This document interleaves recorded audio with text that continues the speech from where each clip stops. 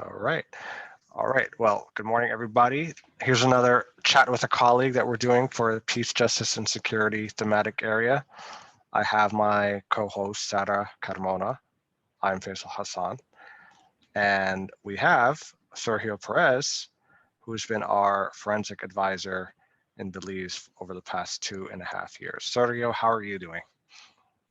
Good morning, Faisal. I'm doing well. I'm visiting a friend in Orlando, Florida. So it's very nice here. It's a beautiful historic neighborhood, and all the streets have cobblestones. So it's very interesting. Are you gonna get a chance to go to Disney World? No, no, been there. Been there, done that, right?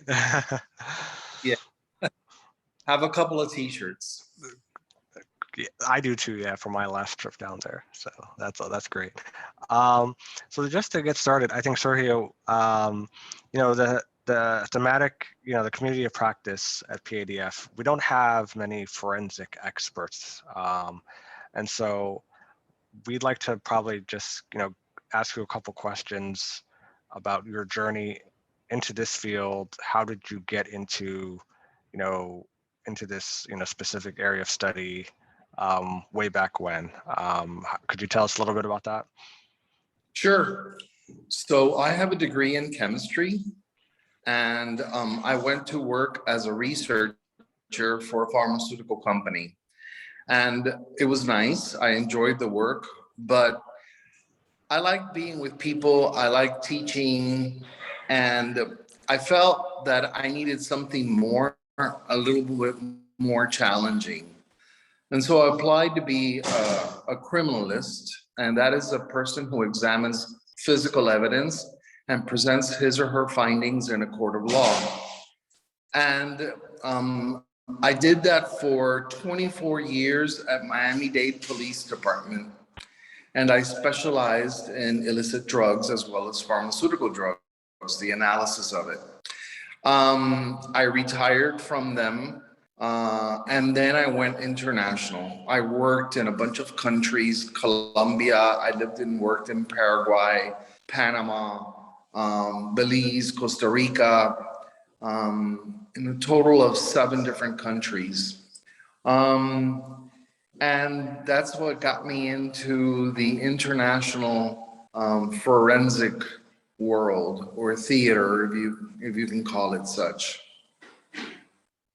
Oh, I love it. I enjoy helping people out. I enjoy watching them grow as an agency, a forensic service provider, as well as individually. And I'm happy to bring my knowledge, because if my knowledge just stays with me, I haven't done much justice to it. So it's sort of like pay it forward. Absolutely, absolutely. When you started internationally, which country were you posted in first? Colombia. Colombia. And how long were you there, and what was the main challenges down there that you saw? Right. So in Colombia, I worked on teaching how to be a better expert witness. And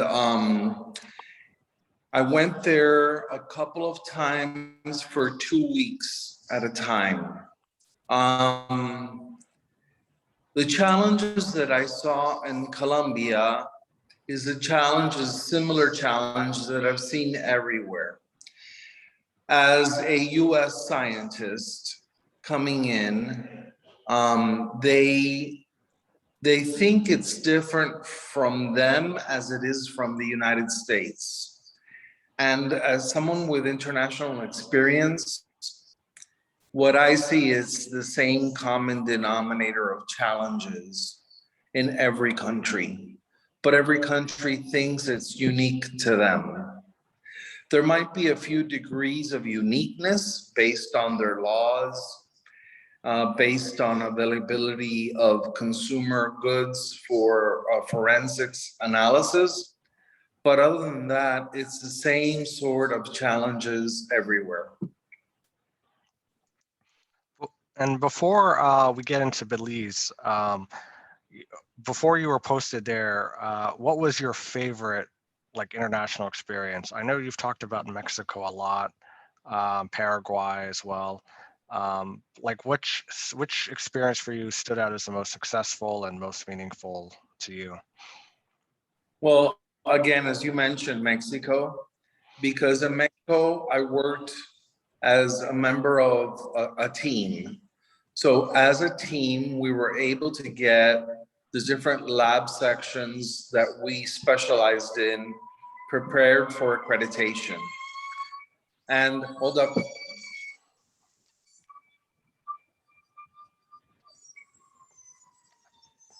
Either the fire truck or the ambulance. The Yeah. fire truck. Yeah. So we worked initially on 4 different sections: the DNA, the drugs section, another one. Hold on.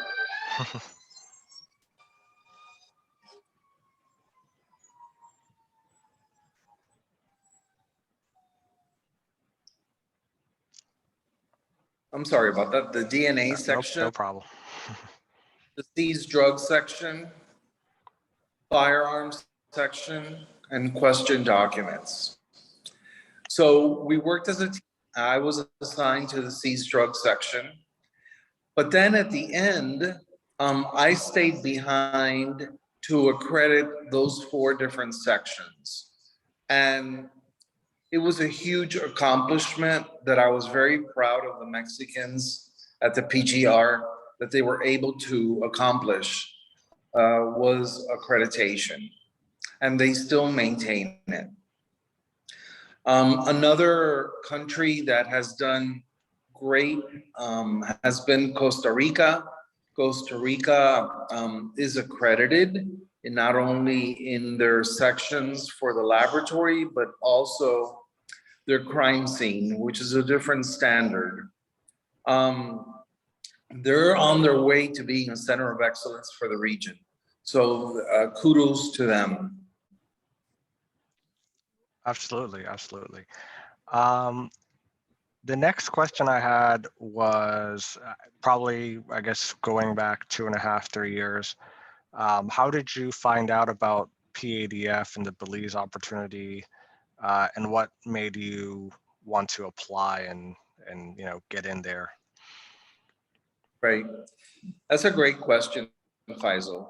So a friend of mine forwarded me through WhatsApp the position for the Belize post. And I was working for ANAB as an accreditation manager in North Carolina at the time. And he wrote, "Hey, Serge, this is totally you. Take a look at it." And I did. And I had been sent to a forensic conference in Costa Rica by ANAB. And I heard the different labs talk about their challenges. And Belize got up and was very bluntly honest and said, "We need all the help you can bring to us." And I felt that they were the underdog at the time. And be it that I enjoy very much helping, developing laboratories. I applied, and less than 2 weeks later, Roberto was calling me. And a little after that, I was living in Belize, living and working in Belize. Yeah, it was pretty tough. In this field, finding forensic experts was a little tough, I remember, because we had several candidates, but the varying levels of interest in moving and going to Belize was kind of varied. So we were really lucky when you came along, because at that time we were thinking of just going back to the drawing board. so Thank you. that was a great save there. Sara, I think you had the next question. Yes. My question is, do you have any stories that you think can really represent what it's like to work in Belize as of now? Sure. So let me see. So a lot of times, as an expert myself coming in, they think that they, being the host agency, that I have all the answers. And most of the time, I do come with a lot of answers, but the answers lie within. The answers lie in the work that they, the host agency, and their scientific personnel wants to put into it. I am only a guider. I am there to guide them through the processes. I'm there to help them in the development of their documents, but I am not there to actually write them and do the work for them. They won't learn that way. So I'm only there to guide them, to help them, to provide my expertise and watch them grow as a forensic service provider. I hope I was able to answer your question. And Sergio, what would your advice be to our colleagues in other countries in terms of trying to incorporate forensics in programming? I know you have some thoughts on this, with some of our work in Colombia right now. But what would your advice be on that front? And I guess it would be kind of twofold question. In terms of new opportunities for PADF in this space, what would you think PADF would need to be more competitive in terms of soliciting forensic projects? So in the peace, justice, security sector program, it works as different components, right? Different circles spinning, and forensic is one of those circles. Without forensics, well, evidence can't be examined and a report be made in order to present the findings in a court of law, right? Without a crime scene unit coming in and securing the crime scene and collecting evidence properly, labeling, packaging, processing and transporting to the lab in order for analysis to be done is very important component. I suggest to the managers to ask at the different countries that they're working in if their forensic service providers need assistance. And I think the common denominator answer for that would be desperately. I think that every country I've been has welcomed the assistance with open arms. So I think my advice would be listen and ask, or maybe ask and listen, to make sure that that component is addressed.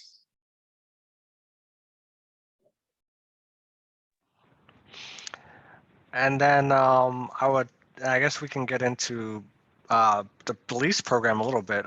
You just recently wrapped up.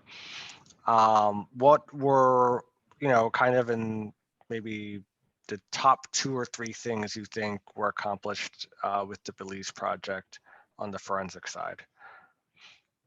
So a lot of things were accomplished with the Belize program that included, for me, the top things were the crime scene section was able to finalize their collection processes and their processes for anything having to do with the crime scene. So they have SOPs now that they've implemented with the newest members, new personnel being hired. That way they can increase their competence in doing the work that they do for crime scene analysis or crime scene processing. As well as small stuff like, for example, they were using a middleman to purchase forensic goods. And we went to a forensic meeting in St. Louis, And I was able to introduce them directly to a forensic company that provides these goods, Searchy.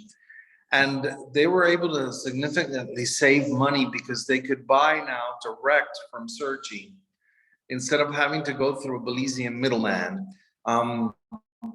That was really grateful from the director itself because it helped his budget. You know, it increased his budget, his spending. Overall, each unit provided a technical representative that we worked as a team. And we were able to start off and almost finish the SOPs, the testing processes for the different sections. So that would have been firearms, seized drugs, toxicology, and serology. In addition, they were sending cases to be analyzed for DNA in Jamaica. And they would send someone from the lab to accompany that evidence, and it would take 1 week to go to Jamaica in order to test and come back with the evidence. And that was really cost prohibitive. So I proposed using a courier service like DHL, FedEx, in order to courier the evidence to Jamaica. And then later on, I suggested to using an accredited laboratory, and they went and used Cayman Islands Laboratory, which is accredited, as well as a couple of other forensic service providers that were accredited in the United States. So those were 3 big points, 3 main areas that assistance was provided, and money was saved, capacities were built or increased, and working under SOPs and a way to measure competence, a way to establish a higher quality of personnel working for the agency. Hope that answered. That answered my question, yes. Sara, did you have another question or comment? I have one more question, but I will let you go first. I have 2 questions. One is kind of towards the end though, but I'll ask this one. I think it would be helpful for the PJS team who might not know what the Belize Project was about to just kind of provide maybe an overview, a very broad overview of what the goals were, how long the project was, when it started, that type of information. And for those who don't know, it wasn't just you working in Belize. So how those different components worked together. Right. So the project started in January 2019. And the project was originally for 2 years, but there was a no cost extension for 6 more months. The project had 3 components. One of them was prosecution. There was, or there still is, a prosecution advisor embedded in Belize. The other one was for the court system, the Supreme Court. And there is an advisor helping that sector. And because of budgeting issues, the forensic portion came to an end on June 30th of this year. There were extreme challenges, COVID, as we all know, where I had to repatriate to the United States for approximately 9 months, but the work continued through electronic platforms, meetings every other week, as well as any questions we were able to communicate as we are communicating now through Zoom and other, a simple phone call. So work didn't stop. What was the other part of the question, Sara? The other part of the question, it was just that, just kind of how all of the different sectors worked together. But other question that I had, I will leave towards the end, so I'll allow Faisal to jump in.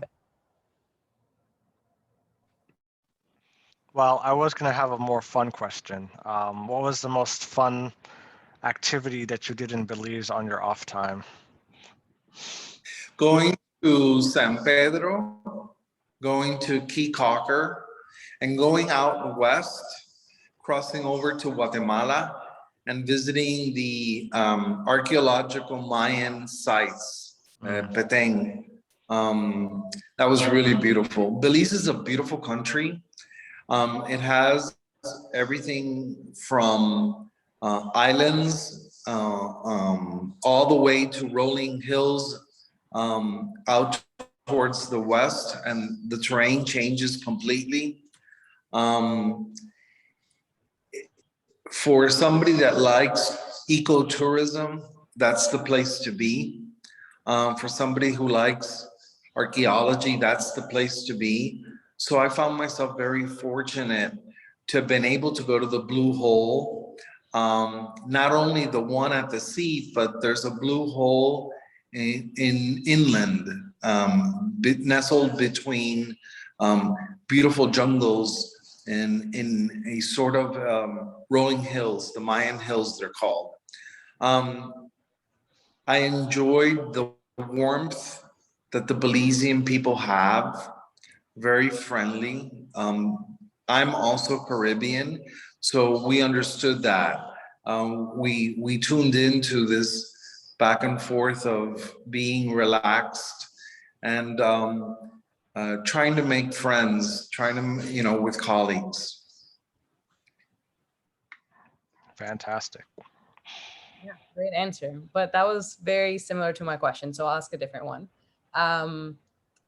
What was your favorite meal that you've had in Belize? I am very foodie, and so that's important. Yeah, Sara. So I do speak to different people still, and I think we'll be friends or acquaintances forever. The forensic world is really, really small. And one of the things that I loved was watermelon juice. The best watermelon juice I've ever tried was in Belize. A secret ingredient is that they add ginger. So there's an extra taste to it. And when I speak to Ashanti, she's the assistant director for crime scene. I always tell her, or she always tells me, you want some watermelon juice? Because she knows that I love it and I missed it. What else? The national dish is stewed chicken, rice and beans, and fried plantains and coleslaw. So getting that for the equivalent of $4 US was a bargain, and it filled your belly. So yeah, I enjoyed that, as well as fresh fish. There was always fresh fish to have anywhere. So those were good questions. Yeah. I'm glad we're right about that. Great, great. Well, I got a hard stop, and I just realized my next meeting is with the same room, so I'll end the meeting. But Sergio, it was great to see you and hear from you. Sara, thank you for joining. And this concludes our chat with a colleague with Sergio. Thank you for tuning in, everybody. Thank you, Faisal. Thank you, PADF. Bye.